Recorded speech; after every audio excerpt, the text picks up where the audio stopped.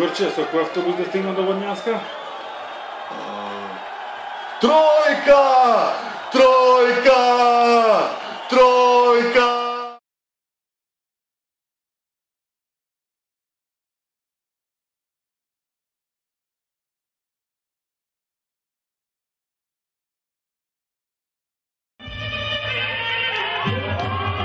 Младоженците се повеќе во свој виден расчекор.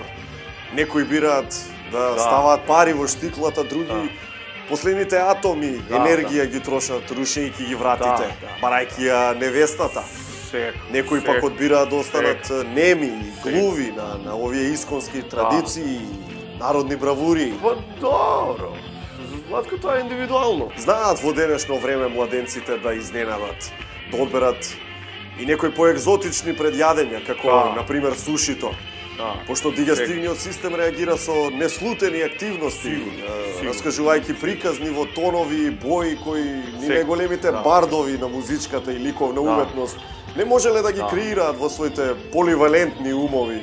Златко, порано се знаеше, пирошка и похонка шкавал е традиција, нема бегање, jer увек тенирите се најпразни тогаш неголи кој се служи телешкото. Али, тоа е. Свадба е немилосрдна работа. Никад не се знае што ќе начекаш. Знаат свадбите да чинат од неколку илјади евра во поскромните, по домакински варијанти. Да. Па се до стотици илјади кога се обвиени во оној звезден раскош. Секако. Напишан со платинести букви, опеан во епските книги. Да. Али кога ќе се разведат после, свадбата е чудна игра, Златко. Некад зима, некад враќа.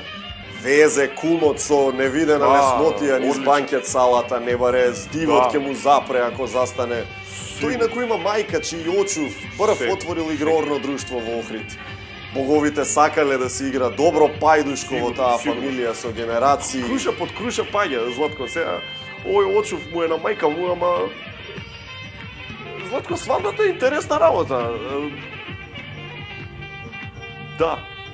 Добро, ај сега другиот. Добро.